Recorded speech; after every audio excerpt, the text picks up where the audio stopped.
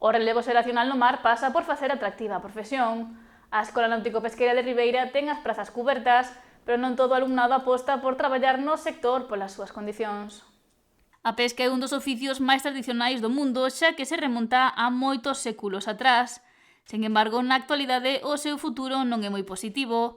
Ademais da falta de recursos, das limitacións pesqueiras e das normativas europeas que regulan a actividade e afogan o sector, a mocidade non ve nesta profesión como unha boa alternativa laboral, polo que o relevo xeracional non está garantido. O sector está pasando, eu creo que crisis, unha crisis clara, non? Sobre todo o tema de marisqueo, a situación é delicada. Pero o relevo xeracional, que evidentemente hai problemas con eso, eu creo que pasa tamén por mellorar as condicións de traballo da xente para que sea atractiva para a xente. Non se trata só de facer profesionales, que evidentemente sí, pero eses profesionales ten que resultarlle atractivo seguir no traballo do mar para que non se marchen para outros sectores. Afirma que é unha cuestión vital.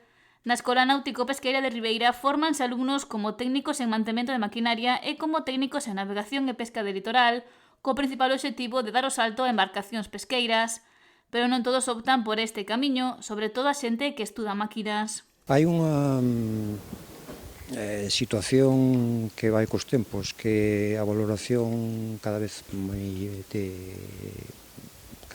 se valora máis o tempo libre.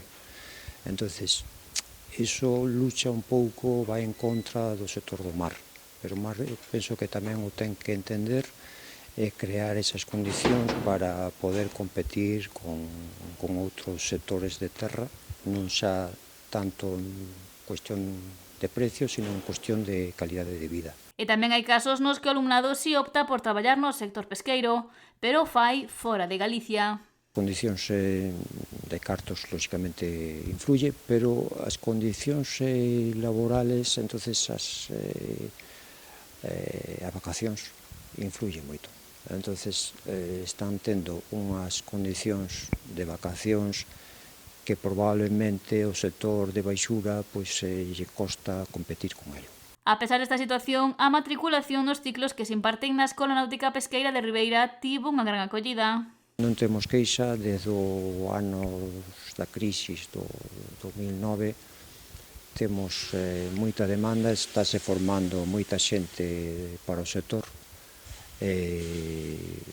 as plazas están prácticamente cheas. Agora o seguinte paso a dar é impulsar o sector, facelo máis atractivo para que a xente que se forma opte por traballar nel.